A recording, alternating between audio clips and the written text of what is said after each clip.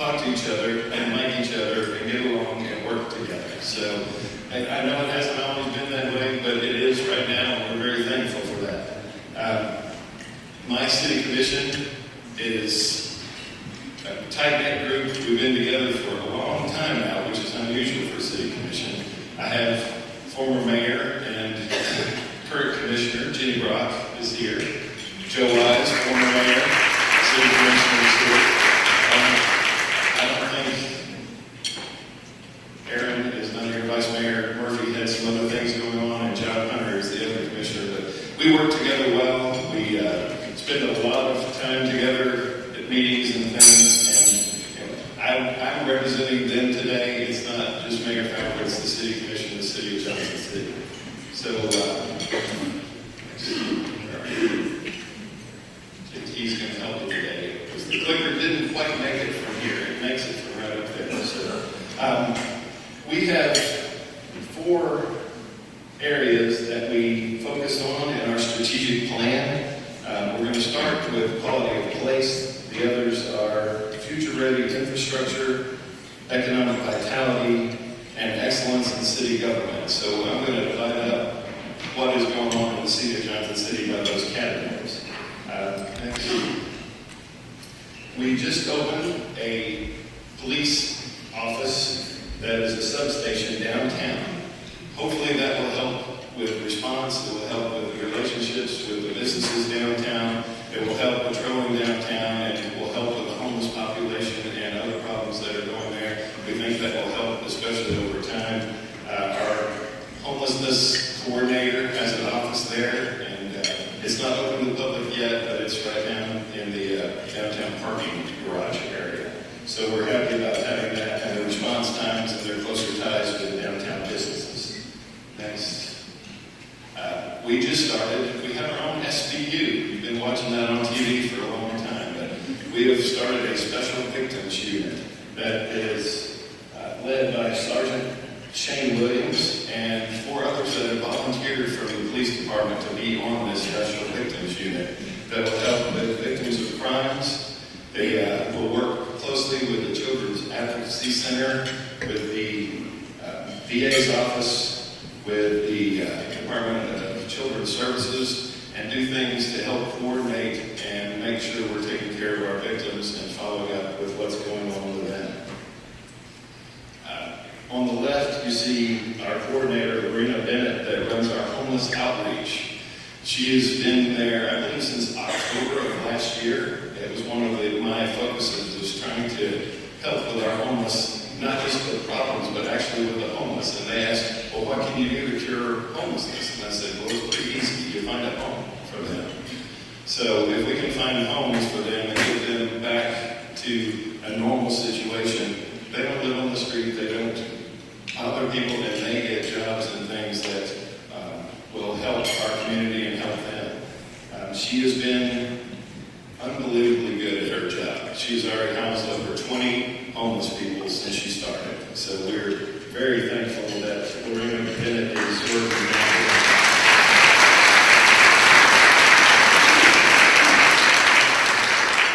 Next, this is a picture from Buffalo Mountain. We're one of the few places in the country, I think, that have this mountain is in the city of Johnson City. It is one of our parks. So we've been doing some surveys and having some meetings with the community and getting community input on what we should do with Buffalo Mountain.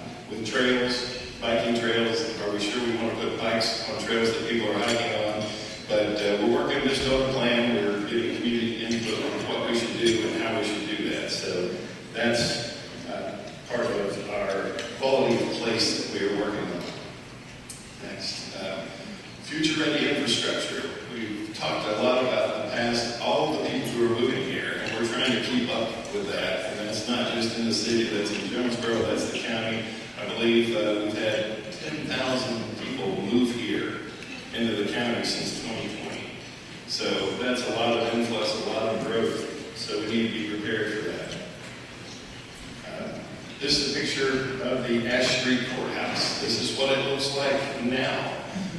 It was in disrepair, put new roof on, did some things, and we went to the governor and asked for a grant for this place. gave us a $5 million grant. We obtained this in July of 2022 from the county. It's right downtown, close to what we're doing with West Walnut. So we've used that $5 million plus a little bit more, about $500,000 of the city money to renovate this. And we're just about done with everything there and sending out an RFP for the best and highest use for this building that goes in accordance with what the governor has given us money for. So hopefully that will be finished, and by the end of the year, we have a plan for that. Next is parking. Does anybody have a problem with parking in downtown Johnson City? Have you ever heard that there's a problem with parking in downtown? We're doing a parking study. We have parking places that people may not know about. We've got signage going out, but we're doing a parking study to decide where would be the best place to put parking lots. What do we need to update what parking we have? Do we need parking meters in places to have turnover of people parking that may park in places that I'd like to park to go to a restaurant, but they live downtown and haven't moved their car for 4 months? So what do we need to do? So we're doing a parking study. We would like it to be better downtown. We're working on that. So that is in the works. Hopefully we'll have that by the end of this year. Including, do we need to keep downtown streets, some of them one-way streets? Should we make them two-way streets to make getting around a little bit easier? So we'll hopefully figure that out and come back in the future. Someone else can do the next talk and tell you where we are with that. So next, this is one of my pet projects since I live northwest, and I come through a single-lane tunnel under a railroad track a couple of times a day. And I've done that for a long time, and we've been working on the Knob Creek overpass in that area for a long time, and TDOT has finally started to actually agree with us that we need to do this. So to begin with, we're doing renovations to the streets that lead to the Knob Creek underpass. So right now we have, in the picture, I don't know if you can see it, but where that kind of clay, red-looking dirt is, we're making a new road that we're going to move part of the West Oakland going out toward Mountain View. That should be done by the end of the year. The Juniper restaurant is on the left right there, so it's just kind of right across from it. You probably wondered what was going on if you heard through there. We're widening that West Oakland all the way from the state of Franklin going out to Mountain View. That's the first part of the project, and hopefully that will be done by the end of this year, widening it to 3 lanes with a turning lane. Next year will be the Mountain View extension, which, if you can see, blue is the West Oakland, yellow is the Mountain View, and then red is Knob Creek in there where they're coming together. On the left side of the screen where the yellow and red come together, right now Knob Creek comes up and turns left and goes underneath that 1-lane tunnel. In the future, that road will go straight ahead and go over the railroad tracks and meet up with Knob Creek. That will be 5 lanes of traffic from state of Franklin all the way up Knob Creek over the overpass and continue all the way to Moose Creek in the future. We finally got TDOT to okay, we're first on their list, which means we don't have funding for it, of course. So they got to finish all their other TDOT things that are on their list now. We're first on the next projects, and we don't know exactly when that's going to begin, but we finally made the list, and it's in the future, and they're going to have about a $58 million to finish that. So we're really happy the state's going to do that instead of using just our local tax money to do those kind of things and the county tax money. That we will let the federal government, the state government, other things help us finish that road. That will be another spoke off of state of Franklin going out to bring people in. Hopefully that will decrease some of the traffic on I-26, people coming in and going out. So we'll have an easier way of getting people out to Moose Creek Road, coming from Jonesborough, coming from the Ridges, coming from neighborhood developments out there into town, going toward the hospital. A lot of people work at the hospital coming that way. They'll make it so much easier than waiting on the 3 lights at the underpass there at Mountain Creek. So we're very happy that project is finally going through. Next, we have growth management plan. So we are working on community input others' input into how are we going to grow for the next 20 years. We've had a couple of different things. This is at Langston that we had community input for working on quality growth, not just growth, but making sure it's quality growth wherever we want to grow. We want to keep strong neighborhoods. We want to have parks close by so you can walk to neighborhoods and not have to drive to Founders Park to walk around. So somewhere close to your neighborhood, hopefully we will find a place for people to walk on the sidewalk to a park that's near. The Horizon 2045 is the name of this plan. It is Horizon 2045 Johnson City. If you look up Horizon 2045 on the internet, there's a national, international Horizon 2040. We have nothing to do with that. It was just accidentally the same name because it's 20 years from when we finish this at the end of 2024. It starts in 2025, and we're doing it for 20 years, which ends up 2045. And that's on our horizon for what we're looking at. So please do not associate us with the one that you see if you look up Horizon 2045. Just look up Johnson City's Horizon 2045. Next. The next part of our focus is economic vitality. And if you haven't heard of our West Walnut project, I don't know where you live. We've been doing that. I know Tom's seen it. I don't know if Tom's here today, but I've spent a lot of time with Tom about the roads in front of West Walnut there in front of the Firehouse Restaurant. So he's finally paid and he's getting sidewalks today and curb right in front of the restaurant. So he's happier today than he was in the past. But we should have that substantially complete by the end of this year. So I know everybody that drives up and down there has businesses associated with the infrastructure, roads, curbs, sidewalks, the really pretty lights, decorative lights. Some of them are up. If you go down there now from Rome Street going out West Walnut toward ETSU, you can see the decorative lights that they're put up. We're going to have 60 of those, I believe, up and down that area. So it's going to be really nice. This is a possible picture if you were standing in front, actually in back of Ash Street Courthouse looking toward ETSU.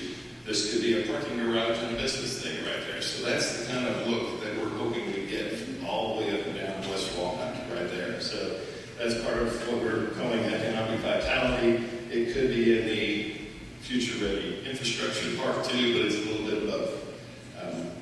Next, one of the number one project when I got on the commission was to take care of the people in the John Sevier.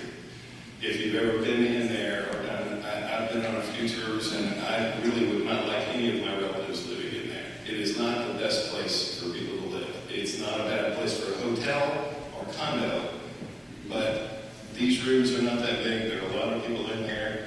Yet when our EMS people have to put on a hazmat suit to go in a place to get somebody, that is not good. So this is what is the picture of what is actually going in right now. It's the Tapestry at Rome Hill. It's on South Rome, right beside Food City. If you want to go by there, you can see actually the dirt being moved and the infrastructure being put in for that. It's going to house 145 people that are going to come from the John Sevier to this. They're going to have over 240 square feet more room in each place from what they have right now. So it is going to be a great project. I have been guaranteed, where's something I have to look at for that? Guaranteed that this will be done by December of next year. So we will be moving them in, and we're hoping to start renovations on the John Sevier, putting out an RFP for what people want to do and can do with the hotel down there. We're hoping that we move them out in December of 2025, and they start renovations in December of 2025 on that to renovate that hotel. Next, this is a real picture. People can't believe this is a drone picture. If you see it, it's really big, but that is actually what it looks like today. This is the Winger expansion. It's now James K. Ellis Sports Complex. It was just over $17 million to do on 30-plus acres right beside Winger. There's Mountain View churches in between the two parts of that. There's actually a road in the back that goes between the two parks now to connect them. But that project is already, the softball fields have been booked the whole year. That is a $17 million project. The first year is going to bring back over $3 million to the city of Johnson City just in softball alone, besides the two soccer turf fields that are there.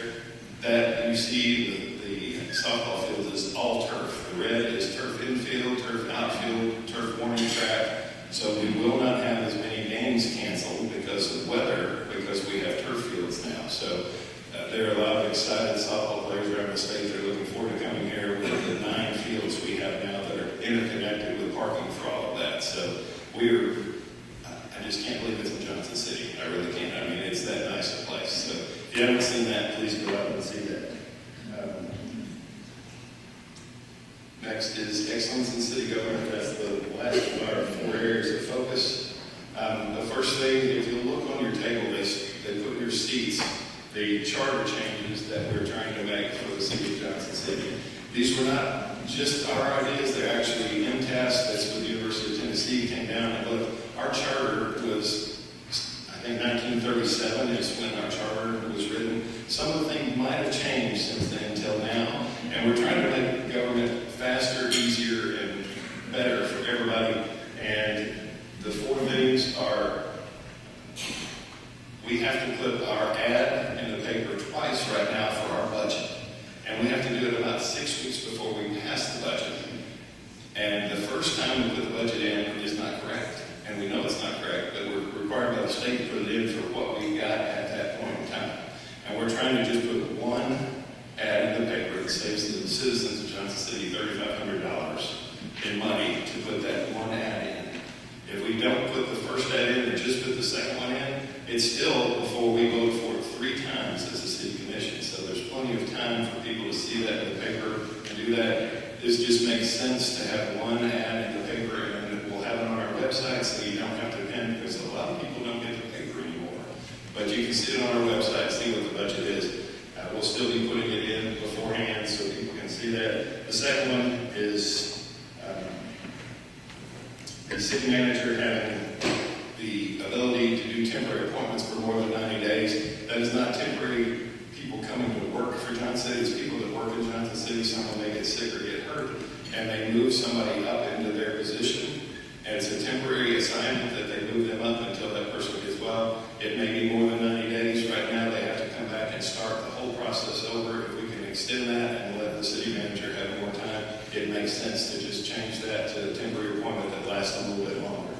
The third one is ordinances. If you've ever come with a business or trying to change something about property, it's 3 readings. We're one of, I think, 10% of the state that does 3 readings, 90% do 2 readings of every ordinance. We'd like to change that, have public hearing on the first, and then a second reading, and that passes instead of first reading, second reading for public input, and then third reading. We still have public input. It makes the procedure at least 1 week faster for people trying to get things through. So again, it just makes sense to do, and it was what was suggested by MTAS from the University of Tennessee to do. And the last is moving local elections. Right now, we're spread out. It's supposed to be federal elections in November and local elections in August. We have school board at one point in time. We got city commission at another. We got primaries. It would just be easier to say November our federal elections and August our city and county elections, and keep it separate so everybody knows what's going on. Those are the 4 changes to the charter. If it passes, we're on our 3rd reading next of that. And if that passes, we didn't just change the charter. The people of Johnson City have to vote to change that. So it will be on the ballot in August for you to vote for these, and they're not in block. They're separate votes for each one of those 4 things. So just letting you get up to date on that. It's changing, trying to make government more efficient. So next. This is the fire department. We just had a recent rating of ISO 1, which I didn't know what ISO was, but I knew 1 was good and 5 was bad, and we were 1, which is great. So that is the Insurance Services Office that comes in and rates fire departments, and it's based on your water and sewer, your pressure, that's your fire hydrants. They go through a whole bunch of different factors that give you this ISO 1 rating. And we're one of 8 fire departments in the state of Tennessee that has an ISO 1 rating.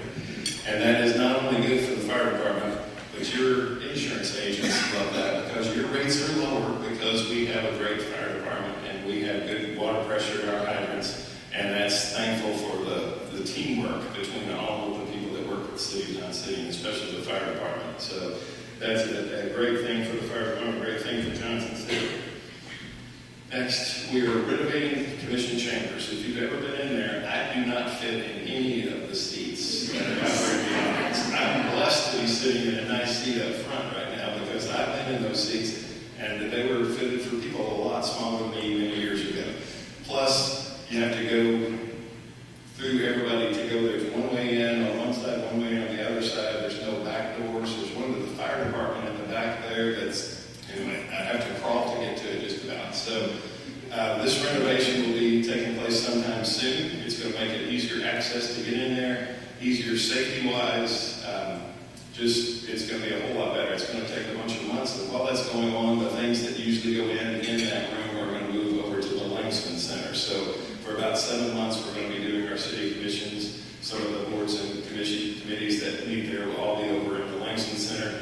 The traffic court will still be in that same building, just in one of the conference rooms there by the police department. So that's coming. We are looking forward to actually having everybody enjoy sitting out there for the hours that we meet. So next, this is about, this reminds me of volunteers. We could not run everything in the city that we do without the volunteers. So if you have ever volunteered for a commission, a committee, anything like that, would you please at least just raise your hand up for me? In the city of Johnson City, if you've been on a board, committee, or commission. Thank you all for doing that.